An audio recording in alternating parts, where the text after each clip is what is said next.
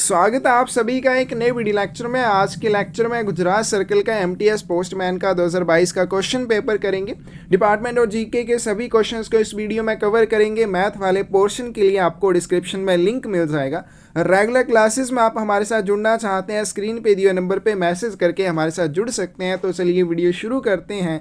First question देखते हैं आज की वीडियो का।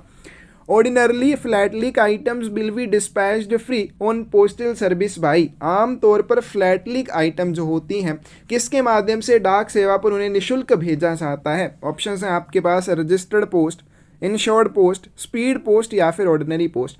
अब कोई भी व्यक्ति जो फ्लैटलिक डिपॉजिट अकाउंट खुलवाएगा, 200 रुपये से ये खुल जाता है, कैश चेक या ड्राफ्ट या मनी ऑर्डर का उपयोग वो कर सकता है। अब उसने क्या किया, फ्लैटलिक डिपॉजिट अकाउंट अपना ओपन कर लिया। अब एप्लीकेशन फॉर्म भरते समय क्या, जब इसके लिए एप्लीकेशन फॉर्म भरा जाएगा तो उसमें जिन आइटम्स को वो इंडिकेट करेगा वो वाली आइटम उसे ऑटोमेटिकली उस ग्राहक को ऑटोमेटिकली भेज दी जाती हैं, फिर उसका कोई भी आदेश आगे प्राप्त किए बिना। अब इसमें क्या रहेगा, ये जो आइटम्स भेजी जाती हैं ग्राहक को कैसे भेजी जाती हैं, डाक सेवा पर इनको भेजा जाता है, पोस्टल सर्विस पर इनको भेजा जाता है पंजीकृत डाक के माध्यम से, और इसके लिए कोई भी चार्जेस उसे नहीं देने पड़ते हैं। Free on postal service by registered post. तो करेक्ट आंसर क्या आ जाएगा आपके पास, ए आ जाएगा।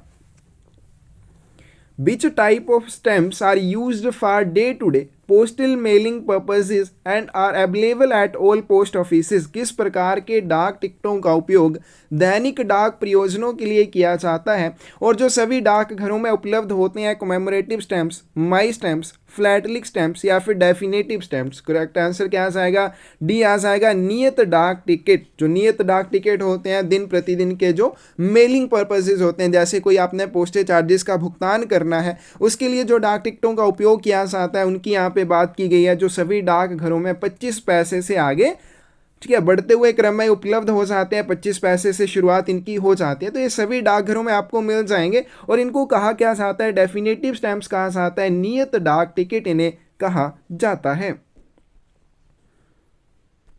But is the maximum limit of amount that can be sent to a receiver in India at a time through international money transfer service for personal use, and how many maximum transactions can be received by a single beneficiary in a calendar year? व्यक्तिगत उपयोग के लिए अंतर्राष्ट्रीय धन हस्तांतरण सेवाओं के माध्यम से एक समय में भारत में एक प्राप्तकर्ता को कितनी राशि भेजी जा सकती है और एक कैलेंडर वर्ष में एक लाभार्थी द्वारा अधिकतम कितने लेन देन प्राप्त किए जा सकते हैं? ऑप्शंस हैं आपके पास 3500 USD and only 30 transactions, 2500 USD and only 30 transactions, 2500 USD and 50 transactions, 5000 USD and 30 transactions. Correct answer क्या जाएगा? अब देखो, जो इंटरनेशनल मनी ट्रांसफर सर्विस है ये इनवार्ड रेमिटेंस है, इनके फॉरेन कंट्री से भारत के लिए इसमें पैसे भेजे जाते हैं। अब इसमें क्या होगा, जो भारत में रहने वाला प्राप्त करता है जिसके लिए इसके माध्यम से पैसे भेजे जाएंगे, एक सिंगल ट्रांजैक्शन में उसको मैक्सिमम 2500 यूएसडी के यूएसडी डॉलर भेजे जा सकते हैं। तो ये वाला आ जाएगा। आगे चलते हैं, एक साल में मैक्सिमम जो है 30 ट्रांजैक्शंस ही भेजी जा सकती हैं, यानी कि 30 लेन देन ही प्राप्तकर्ता के द्वारा प्राप्त किए जा सकते हैं। करेक्ट आंसर क्या आ जाएगा आपके पास, बी आ जाएगा। But is the minimum amount for opening of 15 years Public Provident Fund Account PPF 15 वर्षीय लोक भविष्य निधि खाता खोलने के लिए न्यूनतम राशि का 1000 रुपये और फर्दर इससे ज़्यादा मल्टीपल 100 रुपये में हो जाएगा। 1500 रुपये and further in multiple of 100 rupees, 500 rupees and further in multiple of 50 rupees, 100 rupees further in multiple of 50 rupees. Correct answer क्या आ जाएगा? पीपीएफ खाता जो होता है न्यूनतम 500 रुपये की राशि के साथ खोला जा सकता है और इसके आगे 50 रुपये के गुणांक में खोला जाएगा। इसमें डिपॉजिट जो आप करेंगे वो भी 50 रुपये के मल्टीपल में किया जाता है। एक साल में मैक्सिमम आप इसमें 1.5 यानी कि 1.5 लाख रुपये डिपॉजिट कर सकते हैं। 15 साल के लिए ये अकाउंट चलता है। करेक्ट आंसर क्या आ जाएगा? सी आ जाएगा। But is the maximum weight limit for book packet containing printed books? मुद्रित पुस्तकों वाले बुक पैकेट के लिए अधिकतम भार सीमा क्या है? 5 kg, 2 kg, 4 kg या फिर 7 kg। करेक्ट आंसर क्या आ जाएगा? ए आ जाएगा। ठीक है, ऐसे बुक पैकेट जिनमें प्रिंटेड बुक्स होती हैं उनका मैक्सिमम वेट कितना हो जाएगा? 5 kg। Blind literature packet 7 kg। Sample और पैटर्न पैकेट की बात करें कितना हो जाएगा? 2 kg हो जाएगा। Which service of India Post provides business customers a cost-effective and efficient solution which manages the entire value chain from collection to storage to transmission to distribution across the country? India post की कौन सी सेवा व्यावसायिक ग्राहकों को एक लागत प्रभावी और कुशल समाधान प्रदान करती है जो देश भर में संग्रह से लेकर भंडारण से लेकर प्रसारण और वितरण तक संपूर्ण मूल्य श्रृंखला का प्रबंधन करती है? Direct post, logistic post, media post या फिर बिजनेस पोस्ट? करेक्ट आंसर क्या आ जाएगा आपके पास? लॉजिस्टिक पोस्ट आ जाएगा। 6 की बी ऑप्शन करेक्ट हो जाएगी। अब लॉजिस्टिक पोस्ट में FTL, LTL फैसिलिटीज आपको दी जाती हैं, मल्टी मॉडल ट्रांसपोर्ट रहता है, वेयरहाउसिंग सर्विसेज दी जाती हैं, रिवर्स लॉजिस्टिक, ये सारी टर्म्स आपने अभी याद कर लेनी है। किससे संबंधित है? FTL की फुल फॉर्म क्या होती है, LTL की फुल फॉर्म क्या होती है, मल्टी मॉडल ट्रांसपोर्ट आपकी इसमें जो पार्सल या सामान भेजा जाता है वो कैसे भेजा जाता है। अब लॉजिस्टिक पोस्ट में कौन सा सामान भेजा जाता है? पार्सल का सामान भेजा जाता है, ये भी बहुत बार पूछा गया है। वेयरहाउसिंग सर्विसेज, इसमें आपको भंडारण शुल्क, भंडारण सेवाएं मिल जाती हैं, रिवर्स लॉजिस्टिक मिल जाती है, ये सारी चीज़ें इसमें शामिल हैं। अच्छे से इनको आपने कर लेना है। आगे चलते हैं, क्वेश्चन देखते हैं। Mark incorrect option amongst following in respect of senior citizen savings scheme account। वरिष्ठ नागरिक बचत योजना खाते के संबंध में निम्नलिखित में से गलत विकल्प को चिह्नित करें। Only one deposit allowed in the senior citizen saving account in multiple of ₹1,000। Senior citizen saving scheme का जो खाता होता है उसमें 1,000 रुपये के गुणांक में केवल एक ही जमा की अनुमति है। आपने SCSS का खाता खुलवाया, 1,000 रुपये के मल्टीपल में केवल एक ही डिपॉजिट आप कर सकते हैं। आगे आपके पास maximum deposit of only ₹15 lakh is allowed in senior citizen account. Senior citizen खाते में केवल 15 लाख रुपए की अधिकतम जमा राशि की अनुमति है, बिल्कुल सही है। अकाउंट होल्डर में extend the account for further period for 3 years from the date of maturity. परिपक्वता की तारीख से खाता धारक खाते को आगे 3 सालों की अवधि के लिए बढ़ा सकता है। Account can be prematurely closed only after 1 year of the date of opening. खाता जो है अगर समय से पहले बंद करना है तो खाता खोलने की तारीख से 1 साल के बाद ही किया जा सकता है। अब इसमें हमें क्या बताना है? हमें बताना है कौन सा गलत आ जाएगा। तो गलत कौन सा है? डी ऑप्शन यहाँ पे गलत दे रखी है, क्योंकि सीनियर सिटीजन सेविंग का जो खाता होता है उसको खोलने की तारीख से किसी भी समय आप बंद कर सकते हैं। यानी कि आपने अगर आज अकाउंट खोला तो आप चाहें तो इसको अगले दिन ही बंद करवा सकते हैं। इसमें 1 साल वाली कोई भी लिमिट नहीं है। लेकिन ध्यान रखना, अगर आप इसको समय से पहले बंद करते हैं, अगर आपने इसको 1 साल से पहले बंद कर दिया तो आपको इसमें कोई भी इंटरेस्ट या ब्याज का भुगतान नहीं किया जाएगा। अगर इसमें ब्याज का भुगतान आपको किया गया हो तो वो क्या किया जाएगा? प्रिंसिपल से आपका जो मूलधन रहेगा उसमें से डिडक्ट किया जाएगा। वहीं पे खाता 1 साल के बाद और 2 साल से पहले बंद किया जाता है, 1.5% की कटौती की जाएगी मूलधन से। 2 साल और 5 साल के बीच में बंद करने पर 1% की डिडक्शन की जाएगी। तो इस तरह से इसका रहेगा। तो पहला पॉइंट है, सीनियर सिटीजन अकाउंट में केवल आप एक ही डिपॉजिट कर सकते हैं, वो भी 1,000 रुपए के मल्टीपल में। मिनिमम 1,000 हो जाएगा, इसके बाद 1,000 रुपए के मल्टीपल में आप इसमें डिपॉजिट कर सकते हैं। मैक्सिमम डिपॉजिट आप कर सकते हैं सीनियर सिटीजन में 15 लाख रुपए, और उसके बाद खाता जब परिपक्व हो जाएगा 5 साल के बाद तो फिर इसको आप आगे एक्सटेंड करना चाहते हैं 3 साल की और अवधि के लिए किया जा सकता है। टोटल आपका अकाउंट जो है 8 साल तक फिर चलेगा। और अगर आप इसको समय से पहले बंद करना चाहते हैं तो खाता खोलने की तारीख के बाद किसी भी समय किया जा सकता है। How many maximum individuals are allowed to open account of national saving time deposit account jointly? अधिकतम कितने व्यक्तियों को संयुक्त रूप से राष्ट्रीय बचत सावधि जमा खाता का खोलने की अनुमति है? 1, 2, 3 या फिर 4? तो करेक्ट आंसर यहाँ पे सी आ जाएगा। 3 इंडिविजुअल या फिर 3 व्यक्ति मिलकर, 3 वयस्क मिलकर आपस में TD का टाइम डिपॉजिट का अकाउंट खोलवा सकते हैं। सी ऑप्शन करेक्ट आ जाएगी। प्रीमैच्योर क्लोजर ऑफ किसान विकास पत्र may be allowed any time before maturity. After कितने समय के बाद किसान विकास पत्र को समय से पहले बंद करने की अनुमति दी जा सकती है? After 2 years and 6 months from the date of deposit. जमा करने की तारीख से 2 साल 6 महीने के बाद। After 2 years from the date of deposit, जमा करने की तारीख से 2 साल के बाद। After 1 year and 6 months from the date of deposit any time after the date of deposit। Correct answer क्या आ जाएगा? 9th का ए आ जाएगा। किसान विकास पत्र का खाता जो है अगर इसे समय से पहले आप बंद करना चाहते हैं 2 साल 6 महीने के बाद ही किया जाएगा। 9th की ए ऑप्शन करेक्ट आ जाएगी। Mark incorrect option amongst following in respect of endowment assurance Santosh scheme of postal life insurance PLI बंदोबस्त बीमा पीएलआई की संतोष योजना के संबंध में गलत विकल्प चिन्हित करें। Loan facility only after 3 years, इसमें लोन की सुविधा केवल 3 साल के बाद मिलेगी। सरेंडर ओनली आफ्टर 5 ईयर्स, समर्पण आप करना चाहते हैं, इसको सरेंडर करना चाहते हैं, बंद करना चाहते हैं 5 साल के बाद किया जा सकता है। Not eligible for bonus if surrendered before completion of 5 years, minimum and maximum age eight entry is 19 to 55 years. Correct answer क्या हो जाएगा इसका? बी हो जाएगा। अब ये गलत क्यों है? गलत इसलिए है क्योंकि आप इसमें सरेंडर तो कर सकते हैं, लेकिन कब कर सकते हैं? 3 साल के बाद किया जा सकता है, ठीक है भाई। 5 साल के बाद भी कर सकते हैं, लेकिन यहाँ पे ऑप्शन आपको जो मिल जाएगी वो 3 साल के बाद मिल जाएगी। आप जब मर्जी फिर इसको सरेंडर कर सकते हैं। इसमें लोन प्लस सरेंडर की फैसिलिटी 3 साल के बाद दी जाती है। 5 साल से पहले सरेंडर करने पर इसमें आपको कोई भी क्या नहीं दिया जाता है? बोनस नहीं दिया जाता है। करेक्ट आंसर क्या हो जाएगा? बी हो जाएगा। आगे चलते हैं। क्वेश्चन आपके पास, when is the survival benefit paid in respect of 10 years rural PLI Gram Priya. 10 वर्ष पीएलआई जो होती है, 10 ईयर्स आरपीएलआई जो होती है, उसे क्या कहा जाता है? ग्राम प्रिया कहा जाता है। और उसके संबंध में उत्तरजीविता लाभ का भुगतान कब कब किया जाता है? 6 years, 9 years and after 10 years, 3 years, 5 years and after 10 years, 4 years, 7 years and after 10 years, after 4 years, 8 years and 10 years. Correct answer यहाँ पे 11 का क्या हो जाएगा? सी हो जाएगा। 4 वर्ष के बाद, 7 वर्ष के बाद और 10 वर्ष के बाद। अब कैसे किया जाता है सर्वाइवल बेनिफिट्स जो दिए जाते हैं? सबसे पहले 4 साल पूरे होने पर 20% दिया जाएगा, फिर उसके बाद 7 साल पूरे होने पर 20% दिया जाएगा और 10 वर्ष पूरे होने पर 60% प्लस जो भी बोनस बनेगा उसका भुगतान किया जाएगा। सी ऑप्शन करेक्ट आ जाएगी।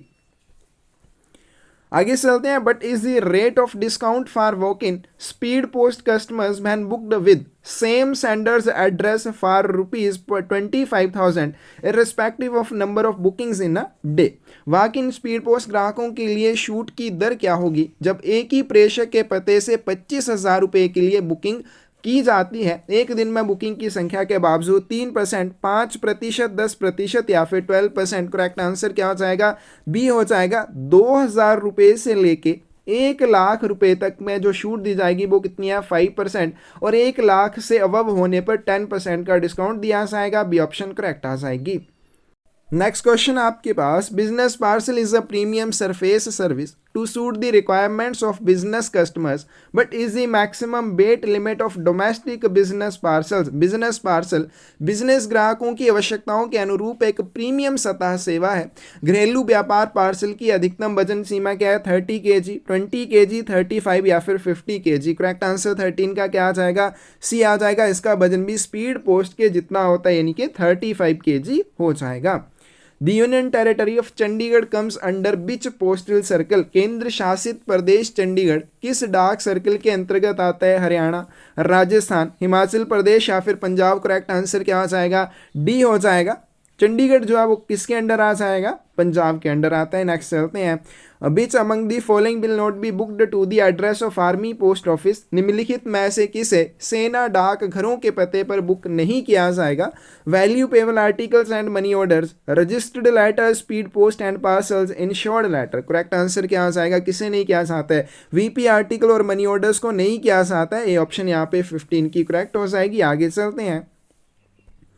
Which type of post offices are generally remains opened on Sunday and post office holidays and business transacted with the public? किस प्रकार के डाकघर आमतौर पर रविवार और डाकघर अवकाश के दिन खुले रहते हैं और जनता के साथ लेन देन करते हैं? Mobile post office, all head post office, night post office या फिर all general post office. Correct answer क्या हो जाएगा? सी हो जाएगा। जितने भी नाइट पोस्ट ऑफिस होते हैं, रात्रि डाकघर होते हैं, वो रविवार और डाकघर अवकाश के दिन भी खुले रहते हैं। सी ऑप्शन सही हो जाएगी।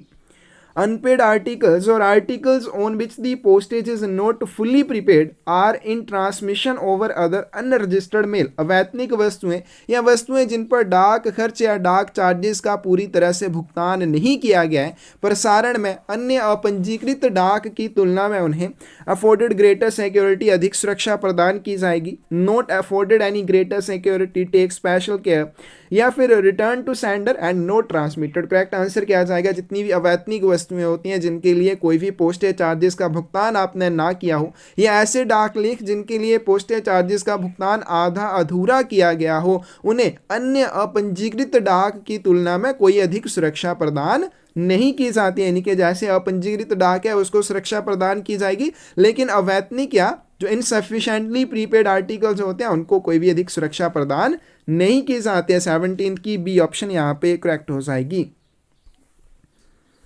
आगे चलते हैं. Mark incorrect option amongst following about spoiled और डिफेस्ड और फिक्टिशियस स्टैम्प्स. खराब या विरूपित या नकली टिकटों के बारे में निम्नलिखित में से गलत विकल्प को चिह्नित करें. Postage stamps which have been torn or cut can not be used in payment of postage. डाक टिकट जो फटे हुए हैं या कटे हुए हैं उनका उपयोग डाक शुल्क के भुगतान के लिए नहीं किया जा सकता. The manufacture and use of fictitious postage stamps for any purpose whatsoever is prohibited. किसी भी उद्देश्य के लिए नकली डाक टिकटों का निर्माण और उपयोग करना निषिद्ध माना जाएगा. Using a stamp that has already been used for that or any other purpose is an offense under the Indian Penal Code. कोई भी ऐसा डाक टिकट उपयोग करना जो पहले से ही किसी उसी उद्देश्य के लिए अन्य उद्देश्य के लिए उपयोग किया जा चुका हो, भारतीय दंड संहिता के तहत एक अपराध माना जाएगा. Reproduction of stamps is not allowed for illustration purposes in a philatelic publication. एक डाक टिकट संग्रह प्रकाशन में चित्रण के उद्देश्य से टिकटों के पुनरुत्पादन की अनुमति नहीं है. हमें क्या बताना है? गलत विकल्प कौन सा है? डी यहाँ पे गलत दिया हुआ है क्योंकि इसमें अनुमति है.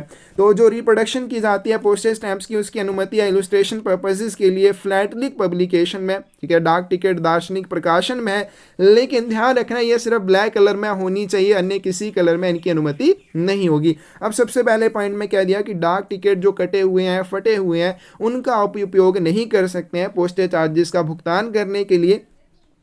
उसके बाद है नकली डाक टिकटों का उपयोग करना या निर्माण करना भारतीय दंड संहिता के तहत, क्या कौन सी धारा 263A के तहत एक दंडनीय अपराध है. इसमें आपको सजा भी हो सकती है. इसी पॉइंट में बोला गया, मान लीजिए कोई भी एक डाक टिकट है, पहले आपने उसका यूज किया किसी भी डाक लेख के ऊपर पोस्टेज चार्जेस का भुगतान करने के लिए. अब आप क्या करते हैं, इसी डाक टिकट को वापस यहाँ से उखाड़ के फिर से इसका यूज करना चाहते हैं, तो ये क्या हो जाएगा? ये केंद्र सरकार को एक धोखा हो जाएगा क्योंकि आप पहले से ही यूज किए जा चुके डाक टिकट का फिर से उपयोग करते हैं. तो ये भी क्या है? ये भी एक अपराध है, इसमें भी आपको सजा हो सकती है. तो इस क्वेश्चन का करेक्ट आंसर आपके पास डी आ जाएगा. आगे चलते हैं. Coin, Boolean, precious stones, jewellery, articles of gold और सिल्वर एंड करेंसी और bank notes can be sent by the inland post. सिक्के, बुलियन, कीमती पत्थर, आभूषण, सोने या चांदी की वस्तुएं और करेंसी या बैंक नोट अंतर्देशीय डाक द्वारा कैसे भेजे जा सकते हैं? Only insured, only parcel, only speed post या फिर ओनली रजिस्टर्ड. करेक्ट आंसर क्या हो जाएगा? ए हो जाएगा. तो ऐसी जो भी वस्तुएं होती हैं जैसे कोइन है, बुलियन है, प्रीशियस स्टोन्स हैं, ज्वेलरी, आर्टिकल्स ऑफ गोल्ड और सिल्वर या करेंसी और बैंक नोट्स, ये सारी चीज़ें आप अंतर्देशीय डाक के माध्यम से भेज सकते हैं. लेकिन ध्यान रखना, केवल बीमित डाक के माध्यम से आप इनका बीमा करवा कर ही इनको अंतर्देशीय डाक के माध्यम से भेज सकते हैं. ये ऑप्शन सही हो जाएगी.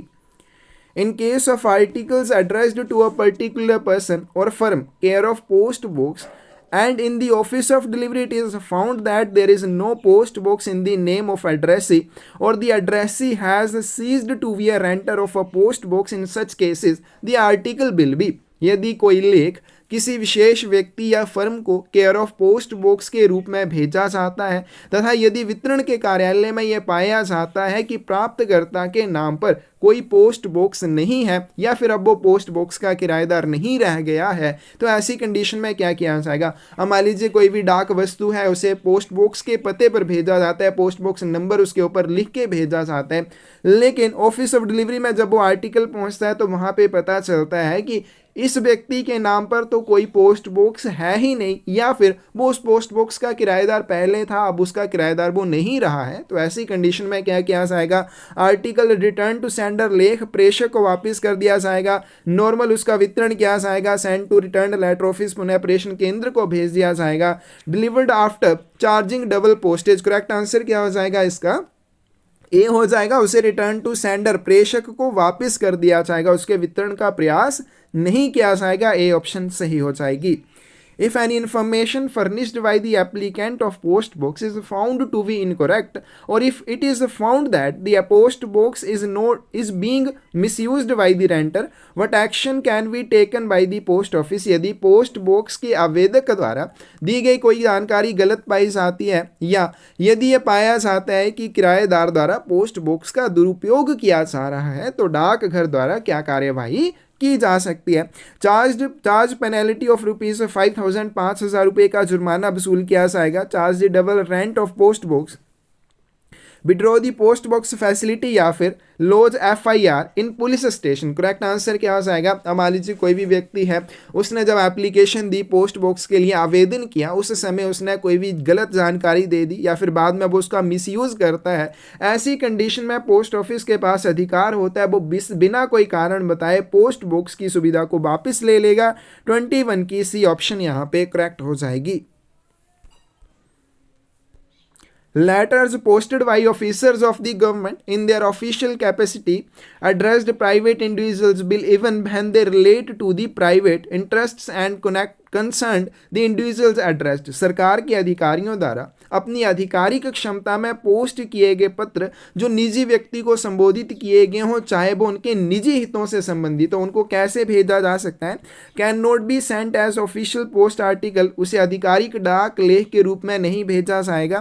Can be sent as official postal article prepaid in the usual way, kept in deposit and returned, be sent as official postal article after charging penalty। Correct answer क्या हो जाएगा? बी हो जाएगा। Can be sent as official postal article prepaid in the usual way. तो इस तरह के लेखों को सामान्य तरीके से उनका पूरा भुगतान किया जाएगा और उन्हें ऑफिशियल पोस्टल आर्टिकल, आधिकारिक लेख के रूप में भेजा जा सकता है। लेकिन ध्यान रखना, इनको भेजेगा कौन? इनको भेजेगा गवर्नमेंट ऑफिसर, जो सर्विस स्टैंप्स का यूज कर सकता है। वो अगर अपनी कैपेसिटी, क्या उसकी जो आधिकारिक क्षमता है उसके तहत उसको भेजेगा, तभी उसको भेजा जाएगा ऑफिशियल पोस्टल आर्टिकल की तरह। फिर चाहे वो किसी भी प्राइवेट इंडिविजुअल के लिए हो, चाहे उसके वो निजी हितों से क्यों ना संबंधित, तो बी ऑप्शन करेक्ट आ जाएगी। The transmission by the inland post of the under mentioned articles is not prohibited। निम्नलिखित में से किन वस्तुओं का अंतर्देशीय डाक द्वारा प्रेषण निषिद्ध नहीं है? Anything which is sent in contravention of any enactment for the time being in force, कुछ भी जो कुछ समय के लिए लागू किसी अधिनियम के उल्लंघन में भेजा जाता है। एनी इनडिसेंट प्रिंटिंग और पेंटिंग, कोई भी अश्लील छपाई या पेंटिंग। एनी एक्सप्लोजिव, कोई भी विस्फोटक। Any sharp instrument properly protected, कोई भी तेज उपकरण जो ठीक ढंग से संरक्षित किया गया हो। तो 23 की सही ऑप्शन आपके पास क्या आ जाएगी? यहाँ पे डी आ जाएगी। कोई भी शार्प इंस्ट्रूमेंट जिसे सही ढंग से संरक्षित किया गया हो, उसको डाक के माध्यम से भेजा जा सकता है। अगर वो नोट प्रोटेक्टेड होगा तो नहीं भेजा जाएगा। डी ऑप्शन यहाँ पे करेक्ट हो जाएगी। आगे चलते हैं। What is the trial cards, trial card क्या होते हैं? क्या ऑप्शन है आपके पास? Service letters, service post card, service inland letter card, या फिर सर्विस पार्सल। करेक्ट आंसर क्या आ जाएगा? आजमाइश कार्ड इसे हिंदी में कहा जाता है। करेक्ट आंसर आपके पास क्या हो जाएगा? बी हो जाएगा। सर्विस पोस्ट कार्ड ये होते हैं। बी ऑप्शन सही हो जाएगी। Mark incorrect option among below, गलत विकल्प चिन्हित करें। A camp bag is used to enclose the office files and other official papers. एक कैंप बैग का उपयोग कार्यालय की फाइलों और अन्य आधिकारिक कागजातों को संलग्न करने के लिए किया जाता है। बिल्कुल सही है। A special bag is used to enclose correspondence of the high officers of government. सरकार के उच्च अधिकारियों के पत्राचार को संलग्न करने के लिए विशेष बैग का उपयोग किया जाता है। Special bags are due bags. A cash bag is used to enclose remittances of cash between post offices. डाक घरों के बीच नकद के प्रेषण को, नकद प्रेषण यानी कि जो पैसे भेजे जाते हैं उसको संलग्न करने के लिए कैश बैग का उपयोग किया जाता है। 25 की सही ऑप्शन आपके पास क्या आ जाएगी? सी आ जाएगी। हमें क्या बताना है गलत कौन सा है, इनकरेक्ट कौन सा है? अब स्पेशल बैग जो होते हैं ये क्या होते हैं? जो भी गवर्नमेंट के हाई ऑफिसर्स होते हैं, उच्च अधिकारी होते हैं, जब भी भाई कहीं दौरे पर जाते हैं तो उनका जो भी पत्राचार होता है उसको संलग्न करने के लिए विशेष सैलों का, स्पेशल बैग्स का उपयोग किया जाता है। इसका मतलब क्या हो जाएगा? स्पेशल बैग का उपयोग तभी किया जाएगा जब उसकी आवश्यकता होगी। इसको तभी बनाया जाएगा जब उसकी आवश्यकता होगी। तो यहाँ पे ये क्या आ जाएंगे, अनयूजुअल में आ जाते हैं, तो विशेष थैले जो हम नियत थैले हैं ये क्या हो जाएगा, गलत हो जाएगा। आगे चलते हैं, an insured bag is never dispatched loose but is always enclosed in, एक बीमित थैला जो होता है उसे कभी भी खुला नहीं भेजा जाता है, लेकिन हमेशा किसके अंदर भेजना चाहिए, पार्सल बैग और मेल बैग, पार्सल बैग या मेल बैग के अंदर भेजेंगे, लेटर बैग और speed post bag, camp bag और स्पेशल बैग, स्पेशल बैग और पैकेट बैग। 26 की सही ऑप्शन आपके पास क्या आ जाएगी, ये आ जाएगी, इसे पार्सल बैग या डाक थैले के अंदर डालकर ही भेजा जाना चाहिए, ये ऑप्शन सही हो जाएगी। Which among the following is incorrectly matched, इनमें से किसे गलत सुमेलित किया गया है। इंश्योर्ड बैग के लिए बोला गया नोट अ ड्यू बैग, इंश्योर्ड बैग ठीक है बिल्कुल सही बात है, ये ड्यू बैग में नहीं आता है। आगे चलते हैं, दूसरे नंबर पे दिया पैकेट बैग, नोट अ ड्यू बैग, ये भी ड्यू बैग में नहीं आता है। अकाउंट बैग ड्यू बैग है, पार्सल बैग ड्यू बैग है। हमें क्या बताना है, गलत कौन सा है, गलत कौन सा है, डी आ जाएगा। पार्सल बैग जो होता है ये भी नोट ड्यू होता है। क्यों नोट ड्यू होता है, क्योंकि जब इसकी आवश्यकता होती है तभी इसको बनाया जाता है, तो इसका सही आंसर क्या हो जाएगा, डी हो जाएगा। आगे चलते हैं, registered bundle is a collection of faced uninsured registered articles of the letter mail but is the minimum number of registered articles to prepare registered bundles. Registry bundle पत्र डाक की उन गैर रजिस्ट्री वस्तुओं का समूह होता है जिसमें पते वाले भाग ऊपर की तरफ हों। पंजीकृत बंडल तैयार करने के लिए पंजीकृत वस्तुओं की न्यूनतम संख्या क्या हो जाएगी, 2 रजिस्टर्ड आर्टिकल्स, 3 रजिस्टर्ड आर्टिकल्स, 4 या 5। करेक्ट आंसर 28 का क्या आ जाएगा, कम से कम 3 रजिस्टर्ड आर्टिकल्स होने चाहिए, पंजीकृत लेख होने चाहिए। अब देखो जो रजिस्टर्ड बंडल होते हैं इनको कब बनाया जाता है, जब किसी भी कार्यालय को भेजने के लिए पंजीकृत लेखों की संख्या 2 से ज़्यादा हो जाती है, ठीक है। When number of registered articles exceeds 2 then registered bundle is made. तो अब यहाँ पे देखो 2 से ज़्यादा मतलब कम से कम कितनी होनी चाहिए, 3 होनी चाहिए, तभी इसको बनाया जाएगा। और जब छंटाई की जाती है, चाहे मान लीजिए आपने 3 रजिस्टर्ड आर्टिकल्स का एक रजिस्टर्ड बंडल बनाया, तो छंटाई के समय इस 3 आर्टिकल्स वाले बंडल को क्या कहा जाएगा, इसका सिंगल आर्टिकल की तरह ट्रीट किया जाएगा। बी ऑप्शन करेक्ट हो जाएगी। आगे चलते हैं, which colour dosuti bag should ordinarily be used for closing an airmail bag. एक हवाई डाक थैला बंद करने के लिए किस रंग के दोसूती थैले का उपयोग किया जाता है, पिंक, ब्लू, ग्रीन या फिर रेड। तो जब भी आपका एयरमेल बैग बंद किया जाता है तो नीले दोसूती थैले का उपयोग किया जाता है। बी ऑप्शन करेक्ट हो जाएगी।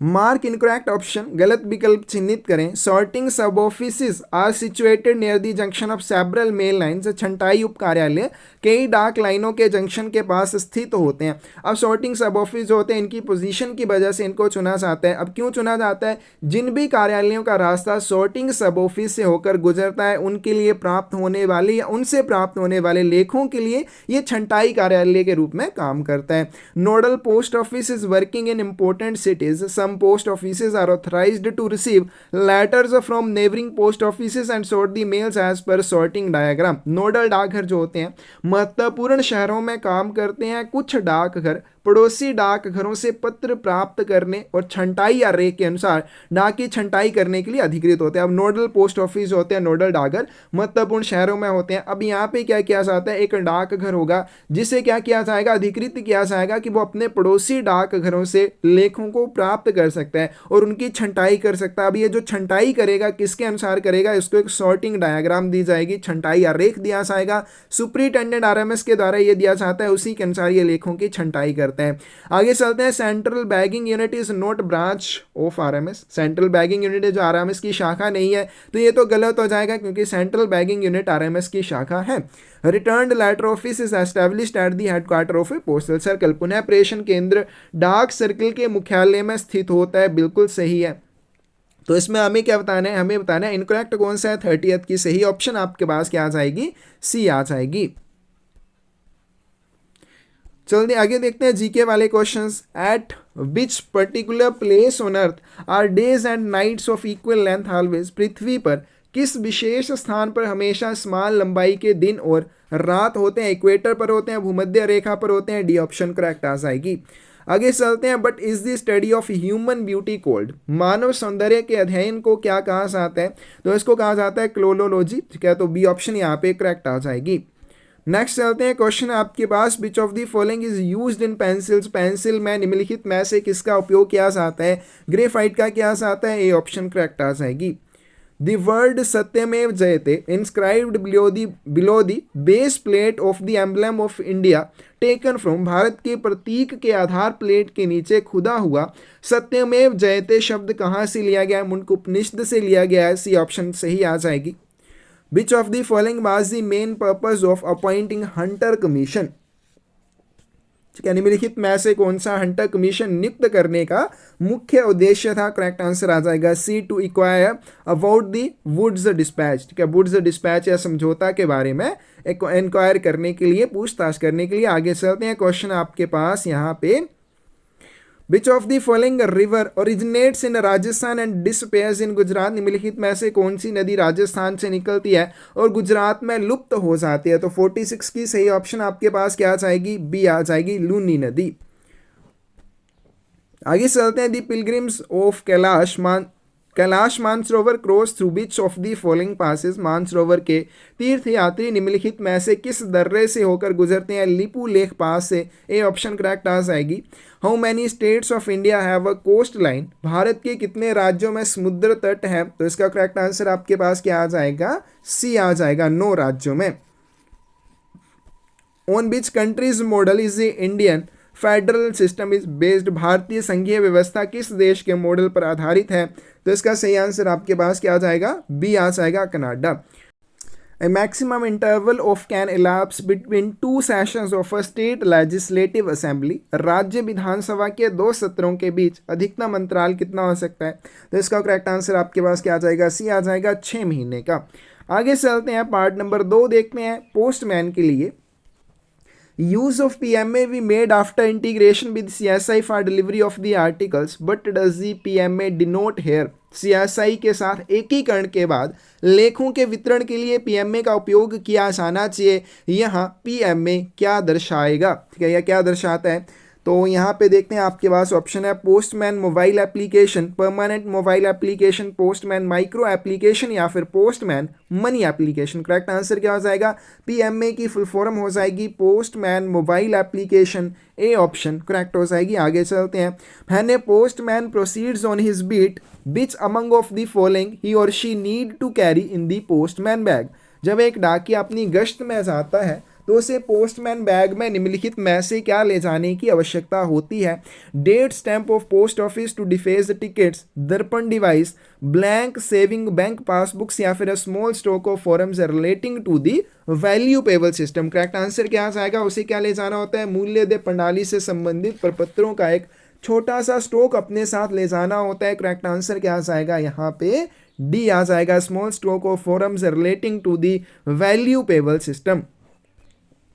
If a postman's beat extends beyond a single town or village, but he must keep in addition to the postman's book, यदि किसी डाकिये की गश्त एक नगर या गांव से अधिक फैली हुई हो तो उसे डाकिया की पुस्तक के अलावा और क्या रखना चाहिए? Village postman's visit book, order book, guidance book या फिर एरर बुक। करेक्ट आंसर क्या आ जाएगा? ए आ जाएगा, विलेज पोस्टमैन्स विजिट बुक। ग्राम डाकिया की विजिट बुक उसे अपने साथ रखनी होगी। पोस्टमैन बुक साथ में क्या हो जाएगा? विलेज पोस्टमैन विजिट बुक साथ में रखेगा। अगला क्वेश्चन आपके पास, what should a postman do in case he can not himself read the language in which the address is written on an article made over to him for delivery? एक डाकिया को क्या करना चाहिए यदि वह स्वयं उस भाषा को नहीं पढ़ सकता है जिसमें वितरण के लिए उसे सौंपे गए लेख पर पता लिखा हुआ है? रिटर्न टू सेंडर, लेख प्रेषक को वापिस लौटाएगा। Hand over to another postman, किसी दूसरे डाकिये को लेख वितरण के लिए सौंप देगा। Note the name of addressee on article या फिर sent to return letter office. Correct answer क्या आ जाएगा? इसमें सी आ जाएगा। अब मान लीजिए कोई भी आर्टिकल ऐसा प्राप्त होता है वितरण के लिए जिसके ऊपर एड्रेस जो लिखा हुआ है उसको डाकिया पढ़ने में असमर्थ है, वो किसी और भाषा में लिखा हुआ है, तो डाकिया कार्यालय में जब उसको लेख प्राप्त होगा वितरण के लिए उसी समय उसको क्या करेगा? उस लेख के ऊपर अपनी भाषा में उसको जो समझ आ सके उस भाषा में उस लेख के ऊपर किसी से पूछ के उसका नाम और पता लिख लेगा। सी ऑप्शन सही आ जाएगी। The aggregate value of insured VP COD banking money order IPPV that may be made over at one time to a single postman for delivery should not ordinarily exceed बीमित VP COD banking money order IPPV का कुल मूल्य जो delivery के लिए एक डाकिया को एक बार में दिया जा सकता है सामान्य रूप से कितने से अधिक नहीं होना चाहिए? 500 रुपीज, 40,000, 15,000 या फिर 25,000। करेक्ट आंसर क्या आ जाएगा? बी आ जाएगा, 40,000 रुपये से अधिक नहीं होगा। बी ऑप्शन सही आ जाएगी। अगला चलते हैं। Which among the following will be entered by the postmaster, registration, parcel or e-money order assistant in book of receipts for intimations and notices delivered and trusted to postman for delivery? Postmaster पंजीकरण, parcel या ई money order सहायक द्वारा delivery के लिए postman को सौंपी गई निम्नलिखित में से किन प्रविष्टियों को वितरित की गई सूचना और नोटिसों की रसीदों की पुस्तक में दर्ज किया जाना चाहिए? अब ये जो पुस्तक होती है वितरित की गई सूचना और नोटिसों की रसीदों की पुस्तक, इसमें क्या होता है? जो भी इंटीमेशन दी जाती है किसी भी आर्टिकल के संबंध में एड्रेसी को, उसके लिए यहाँ पे रसीद दी जाती है। तो कौन कौन सी चीजों को यहाँ पे नोट किया जाएगा? Intimations relating to insured article, अब कोई भी बीमित वस्तु आएगी उसके संबंध में दी गई सूचना को इस पुस्तक में दर्ज किया जाएगा, प्रविष्टियां यहाँ पे लिखी जाएंगी। बिल्कुल सही है। आगे चलते हैं। Intimations relating to VP articles not exceeding ₹500 in value, 500 रुपए से कम मूल्य की वीपी वस्तुओं से संबंधित सूचनाएं, ये गलत हो जाएगा। अगर 500 रुपए से अधिक के लिए कोई भी वीपी वस्तु है या 500 रुपए से अधिक मूल्य की कोई भी वीपी वस्तु है, उससे संबंधित सूचनाएं जो होंगी इसमें दर्ज की जाएंगी, उसकी प्रविष्टियां इसमें दर्ज की जाएंगी। Notice relating to e money orders payable to planters, बागान मालिकों को दे ई मनी ऑर्डर से संबंधित नोटिस बिल्कुल इसमें दर्ज किए जाएंगे। Notice relating to articles the contents of which have been damaged, उन लेखों से संबंधित नोटिस जिनकी सामग्री क्षतिग्रस्त हो गई है, क्योंकि पोस्टमास्टर क्या करता है उनसे संबंधित, जब भी मान लीजिए कोई क्षतिग्रस्त वस्तु प्राप्त होती है ऑफिस ऑफ डिलीवरी में, तो पोस्टमास्टर उसके प्राप्तकर्ताओं को एक नोटिस भेजता है डाकघर में उस वस्तु का वितरण लेने के लिए। Intimations relating to parcels being below 10 kg, 10 kilogram से कम वजन वाले पार्सल से संबंधित सूचनाएं, इनको किया जाएगा? नहीं किया जाएगा। अब हमें क्या बताना है, ठीक है, कौन कौन से विवरण इनमें दर्ज किए जाएंगे? तो प्रविष्टियां जो भी की जाएंगी इसमें सबसे पहले फर्स्ट के लिए की जाएगी, ठीक है, फर्स्ट हो जाएगी। आगे चलते हैं। सेकंड वाली नहीं की जाएगी क्योंकि ये नोट एक्सीडिंग दे रखा है, एक्सीड होने पर दी जाएंगी, तो यहाँ पे सेकंड वाला नहीं आएगा। तीसरे वाला आएगा ऐसे मनी ऑर्डर जो बगान मालिकों को दिए जाएंगे या उनको दे होंगे, उनको किया जाएगा, तो थर्ड वाला यहाँ पे आ जाएगा। आगे चलते हैं। अगर कोई भी ऐसा आर्टिकल है जिसकी सामग्री को क्षति हो चुकी है, उसके संबंधित जो भी होंगे इनमें दर्ज किए जाएंगे, तो IV आ जाएगा, फोर्थ वाला आ जाएगा। फिफ्थ वाला नहीं आएगा, अबव 10 kg होगा तभी आएगा। तो यहाँ पे कौन कौन सा आ जाएगा? फर्स्ट, थर्ड और फोर्थ आ जाएंगे। तो कौन सी ऑप्शन यहाँ पे सही हो जाएगी? यहाँ पे डी ऑप्शन जो है करेक्ट हो जाएगी। आगे चलते हैं। क्वेश्चन आपके पास, if the addressee of an insured article is illiterate, his thumb impression, seal or other mark should be obtained on the receipt and acknowledgement in the presence of a who should be required to attest it with his signature। यदि किसी बीमित लेख का प्राप्तकर्ता अनपढ़ है तो उसके अंगूठे का निशान या अन्य चिन्ह रसीद और पावती पर किसकी उपस्थिति में प्राप्त किया जाना चाहिए, जिसे अपने हस्ताक्षर के साथ इसे प्रमाणित करना होगा? Resident witness, non resident Indian, postmaster only या फिर अनदर पोस्टमैन ओनली? तो इसका करेक्ट आंसर आपके पास क्या आ जाएगा? रेजिडेंट विटनेस आ जाएगा। अब देखो, कोई भी रजिस्टर्ड आर्टिकल होगा, पंजीकृत लेख होगा, अगर उसका प्राप्तकर्ता अनपढ़ है तो डाकिये के द्वारा रसीद के ऊपर उसके अंगूठे का निशान लिया जाएगा और डाकिया स्वयं उसको क्या करेगा? सत्यापित करेगा, क्योंकि वो अनपढ़ व्यक्ति है तो प्राप्तकर्ता डाकिया जो उसे देख सकते हैं। अब वहीं पर अगर हम बात करें पर्दानशीन वुमेन की, ठीक है, यही तीनों मोस्टली पूछे जाते हैं। पर्दानशीन वुमेन के लिए क्या हो जाएगा? हस्ताक्षर पर्दानशीन वुमेन के लिए जाएंगे या उसके अंगूठे का निशान लिया जाएगा। रेजिडेंट विटनेस, वहां का कोई भी निवासी है उसको गवाह के रूप में वहां पे रखा जाएगा और उसके हस्ताक्षर के माध्यम से उस महिला के हस्ताक्षर या अंगूठे के निशान को सत्यापित करवाया जाएगा। अगर लेख जो है वो बीमित है, ये तो हमने बात कर ली कि रजिस्टर्ड आर्टिकल, अगर वही लेख इंश्योर्ड है, ऐसी कंडीशन में डाकिया स्वयं उसको सत्यापित नहीं करेगा, फिर उस वहां पे रेजिडेंट विटनेस की आवश्यकता होती है। ये ऑप्शन करेक्ट हो जाएगी।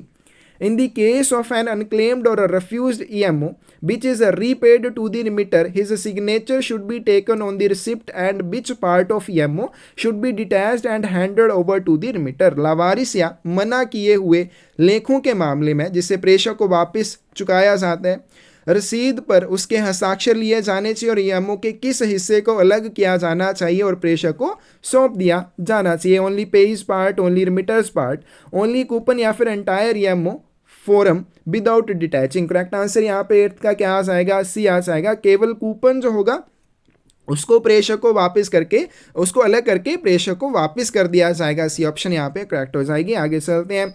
Mark incorrect option amongst following in respect of working of postman. Postman के कार्य के संबंध में निम्नलिखित में से गलत विकल्प को चिन्हित करें। Each postman's beat is fixed by the post master. प्रत्येक डाकी की गश्त पोस्ट मास्टर के द्वारा तय की जाती है, बिल्कुल सही है। Postman while on duty are prohibited from distributing advertisements on behalf of members of public. डाकिया जो है जब वो ड्यूटी पर होगा तो वो जनता के सदस्यों की ओर से किसी भी तरह के विज्ञापन को वितरित नहीं करेगा, उसके लिए उसे प्रतिबंधित किया जाएगा। If the addressee of an article can not be found at the given address, inquiry regarding this changed address should be made from the neighbours. यदि किसी लेख का प्राप्तकर्ता दिए गए पते पर नहीं मिलता है तो उसके बदले हुए पते के बारे में पड़ोसियों से पूछताछ की जानी चाहिए, बिल्कुल की जानी चाहिए। और अगर नया पता उसी डाकिये की गश्त के भीतर है तो नए पते पर जाकर उस लेख का वितरण करेगा। अन्य डाकिये की गश्त के भीतर है, लेख के ऊपर नया पता नोट करेगा ताकि वो किसी अन्य पोस्ट ऑफिस के लिए रिडायरेक्ट किया जा सके या अन्य डाकिये को वितरण करने के लिए उसे सौंपा जा सके। A postman is forbidden to deliver any article on which any postage और कस्टम ड्यूटी इज ड्यू। एक डाकिया को किसी भी वस्तु को वितरित करने से मना किया जाता है जिस पर कोई भी डाक शुल्क या सीमा शुल्क दे, और ये भी ट्रू है। लेकिन जब तक किया जाता है मना जब तक कि उस लेख के लिए पूरी तरह से जो चार्जेस हैं, ड्यू चार्जेस हैं, उनका भुगतान प्राप्तकर्ता के द्वारा ना किया जाए। तो ये आधी अधूरी ऑप्शन है, इसलिए यहाँ पे इसका सही आंसर क्या आएगा, डी आ जाएगा। आगे चलते हैं। Type boxes containing the type not in use and the name stamps are kept in which office except those offices or sections the staff of which are exempt from record office attendance. Type box जिसमें उपयोग में नहीं आने वाले हिस्से और नाम मोहरें होती हैं किस कार्यालय में रखे जाते हैं, उन कार्यालय और अनुभागों को छोड़कर जिनके कर्मचारियों को रिकॉर्ड ऑफिस उपस्थिति से छूट प्राप्त है। Record office, bag office, regional office या फिर डिवीजन ऑफिस। करेक्ट आंसर क्या आ जाएगा, ए आ जाएगा, रिकॉर्ड ऑफिस यहाँ पे सही हो जाएगा। टाइप बॉक्सेस जो होते हैं उनमें क्या रखे जाते हैं, हिस्से रखे जाते हैं मोहरों के, और ऐसी मोहरें, नाम मोहरें जो यूज में नहीं होती हैं, क्या टाइप जो यूज में नहीं हो और नाम मोहरें होती हैं, इनको क्या किया जाता है, रिकॉर्ड ऑफिस में रखा जाता है। ए ऑप्शन सही आ जाएगी। आगे चलते हैं। Each set of a section is supplied with a portfolio who will be held responsible for its safety. अनुभाग के प्रत्येक सेट को एक पोर्टफोलियो प्रदान किया जाता है, इसकी सुरक्षा की जिम्मेदारी किसकी होगी, inspector, railway mails, sorting assistant, head sorting assistant या फिर मेल पीएन। करेक्ट आंसर क्या आ जाएगा, सी आ जाएगा। प्रधान छंटाई सहायक की जिम्मेदारी रहती है, या फिर जो दूसरा मेल गार्ड होता है इनकी जिम्मेदारी रहती है। मेल गार्ड यहाँ पे नहीं दे रखा है, वो भी सही है। क्या हेड सॉर्टिंग असिस्टेंट और मेल गार्ड, इनमें से कोई भी इसके लिए जिम्मेदार रहेगा, और ऐसे करने के लिए, ठीक है, इसकी सुरक्षा करने के लिए इनको क्या दिया जाता है, ताला और चाबी दी जाती है। Head sorting assistant is required to submit a daily report in which the irregularities observed by him. He reports to the superintendent, which forum is used to prepare this daily report. प्रधान छंटाई सहायक को उसके द्वारा देखी गई अनियमितताओं के लिए अधीक्षक को एक दैनिक रिपोर्ट प्रस्तुत करनी होती है। इस दैनिक रिपोर्ट को तैयार करने के लिए किस फोरम का उपयोग किया जाता है, MS-18, MS-83, MS-58 या फिर 38। करेक्ट आंसर क्या आएगा, MS-83 का उपयोग किया जाता है 12 की, यहाँ पे बी ऑप्शन सही आ जाएगी। When the information of number of due bags to be received or opened by the set and the number of empty canvas bags to be received with due bags opened is to be provided by the record officer. Set द्वारा प्राप्त या खोले जाने वाले देय थैलों की संख्या या खोले जाने वाले देय थैलों के साथ प्राप्त होने वाले खाली कैनवस थैलों की संख्या की जानकारी अभिलेख अधिकारी द्वारा कब उपलब्ध करवाई जाएगी, once in a month, before issue of mail abstract to the set, once in a week या फिर after issue of mail abstract to the set. तो यहाँ पे इसका सही आंसर 13 का क्या आ जाएगा, बी आ जाएगा, before issue of mail abstract to the set. Set को डाक सार जारी करने से पहले अभिलेख अधिकारी के माध्यम से ये सारी जानकारी प्रोवाइड करवाई जाती है। आगे चलते हैं। The carrier who exchanges mails with the section is generally, एक अनुभाग के साथ डाक का आदान प्रदान करने वाला वाहक आमतौर पर होता है। Not enter for opening of case transit bag, case transit bag खोलने के लिए प्रवेश नहीं करता है। Can enter with permission of divisional head, must enter in the van and check it, not permitted to enter in the van. Correct answer क्या आ जाएगा? ठीक है, जो भी कैरियर होता है, वाहक होता है, चाहे वो हेड सॉर्टिंग असिस्टेंट हो, मेल गार्ड हो, मेल पीएन हो, या फिर अन्य कोई भी ऑफिशियल जो डाक का आदान प्रदान करता है किसी भी अनुभाग के साथ, उसको वैन में प्रवेश करने की अनुमति नहीं होती है। डी ऑप्शन करेक्ट आ जाएगी। Transit bags addressed to a section और मेल ऑफिस शुड बी, किसी अनुभाग या डाक कार्यालय को संबोधित पारवान थैला यदि कोई है तो क्या होना चाहिए? To be open by the mail guard और mail agent himself, mail guard या मेल एजेंट द्वारा स्वयं खोला जाना चाहिए। Not to be open by the mail guard और मेल एजेंट, मेल गार्ड या मेल एजेंट के द्वारा नहीं खोला जाना चाहिए। To be open by the head sorting assistant only, या फिर to be open by the head record officer only. 15th की सही ऑप्शन आपके पास क्या आ जाएगी? ए आ जाएगी, to be open by the mail guard और मेल एजेंट हिमसेल्फ, उसे स्वयं मेल गार्ड या मेल एजेंट के द्वारा खोला जाना चाहिए। Which among the following is incorrect in respect of duties and responsibilities of male guard और male agent? मेल गार्ड या मेल एजेंट के कर्तव्यों और जिम्मेदारियों के संबंध में निम्नलिखित में से कौन सा गलत है? रिस्पॉन्सिबिलिटी ऑफ मेल गार्ड और mail agent begins when articles are cleared from letter boxes. Mail guard या मेल एजेंट की जिम्मेदारी तब शुरू होती है जब पत्र बॉक्सों से लेखों की निकासी की जाती है। मेल गार्ड और mail agent is responsible for closed mail made over to him for disposal. Mail guard और मेल एजेंट उसे सौंपी गई बंद डाक में जो लेख होते हैं उनको निपटाने के लिए जिम्मेदार होता है। मेल गार्ड और mail agent is responsible that the articles and bags dealt with by him are carefully examined, properly treated and correctly disposed of. Mail guard या मेल एजेंट इस चीज़ के लिए जिम्मेदार होता है कि उसके द्वारा निपटाए गए जो भी लेख और थैले होते हैं उनकी सावधानी पूर्वक जांच की गई हो, ठीक ढंग से उन्हें ट्रीट किया गया हो, सही ढंग से उनका निपटान किया गया हो। मेल गार्ड और mail agent is responsible that torn or otherwise unserviceable bags are used. Mail guard या मेल एजेंट इस चीज़ के लिए जिम्मेदार होता है कि फटे हुए या अनुपयोगी थैलों का उपयोग किया जाए। तो 16th की सही ऑप्शन आपके पास क्या आ जाएगी? डी आ जाएगी। ये वाला पॉइंट क्या हो जाएगा? गलत हो जाएगा। अब देखो, मेल एजेंट या मेल गार्ड होता है, उससे जो बंद डाक दी जाती है वो उसका निपटान करता है, लेकिन बंद डाक के अंदर जो आर्टिकल होते हैं उनको वो किसी भी तरह से ट्रीट नहीं करता है। ठीक है, वो बंद डाक का निपटान करेगा, लेकिन बंद डाक में जैसे आर्टिकल बीच में डाले होते हैं उनके साथ इसका कोई लेना देना नहीं होता है। ठीक है, ध्यान में रखनी है बी ऑप्शन भी। तो इसका सही आंसर क्या आ जाएगा? डी आ जाएगा। अगला क्वेश्चन आपके पास, if there is no relieving mail agent the mail agent should lock the office room and. यदि कोई रिलीविंग मेल एजेंट नहीं है तो मेल एजेंट को कार्यालय कक्ष को बंद कर देना चाहिए। और फिर वो क्या करेगा? रिटेन दी की इन इज पर्सनल कस्टडी, चाबी को अपनी निजी अभिरक्षा में रखेगा। Hand over the key to the head sorting assistant, put key into the head record office, या फिर put key into division office. Correct answer क्या आ जाएगा? अगर कोई भी रिलीविंग मेल एजेंट नहीं है, चाबी वो अपनी व्यक्तिगत अभिरक्षा में रखेगा। ए ऑप्शन सही आ जाएगी। On receipt of a B order from the superintendent, the record officer should have it neatly copied by one of the sorting assistant into the। अधीक्षक से B आदेश प्राप्त होने पर रिकॉर्ड अधिकारी को इसे एक छंटाई सहायक द्वारा कहाँ साफ साफ कॉपी करवाना चाहिए? Order book of each set concern, error book of each set concern, guidance book of each set concern, या फिर in a separate guard file of each set concern. Correct answer क्या आ जाएगा? यहाँ पे सी आ जाएगा, गाइडेंस बुक में इनको कॉपी करवाया जाना चाहिए। अब जब भी ऑर्डर प्राप्त होते हैं सुपरिटेंडेंट आरएमएस के द्वारा जारी किया जाता है, रिकॉर्ड ऑफिसर क्या करता है? सॉर्टिंग असिस्टेंट की सहायता से इनको गाइडेंस बुक में कॉपी करवाता है। क्या, और जितने भी सॉर्टिंग असिस्टेंट होते हैं या फिर हेड सॉर्टिंग असिस्टेंट होता है उन सभी को इसका मतलब समझाता है कि बी ऑर्डर जो होते हैं इनका क्या मतलब है या किसके संबंध में इनको जारी किया गया है। अगला क्वेश्चन है आपके पास, which among the following is incorrect in respect of TV orders. TV order के संबंध में निम्नलिखित में से कौन सा गलत है? An index of TV orders should be maintain. TV आदेश जो होते हैं उनके लिए एक सूचकांक बनाए रखा जाना चाहिए। तो टीवी ऑर्डर्स क्या होते हैं? ऐसे बी ऑर्डर जो कैंप बैग्स और कैंप आर्टिकल्स के निपटान के संबंध में जारी किए जाते हैं। तो उनके साथ आगे कौन सा शब्द लग जाता है? टी आ शब्द लग जाता है, और फिर वो क्या हो जाते हैं? टीवी ऑर्डर सुपरिटेंडेंट आरएमएस के द्वारा इनको जारी किया जाता है। तो इनके लिए एक इंडेक्स बनाया जाता है, सूचकांक बनाया जाता है, और इसे क्या किया जाता है? जो गार्ड फाइल होती है उसके साथ ही रिकॉर्ड ऑफिस और मेल ऑफिस में इसका भी रखा जाता है, इसको भी संरक्षित किया जाता है, मेंटेन किया जाता है।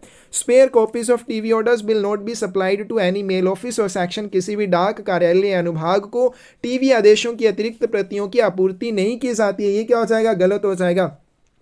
तो जो टीवी ऑर्डर्स होते हैं ऐसे डाक कार्यालय अनुभाग जिन्हें रिकॉर्ड ऑफिस अटेंडेंट से छूट प्राप्त है उनके स्टाफ को इनकी स्पेयर कॉपीज दी जाती है। When TV orders become obsolete the mark in in this should be return. जब भी टीवी ऑर्डर जो है अप्रचलित हो जाते हैं तो इसमें टिप्पणी लिखी जानी चाहिए। किसी अन्य ऑर्डर के साथ इनको चेंज कर दिया जाता है तो वो वाला ऑर्डर लिखा जाता है।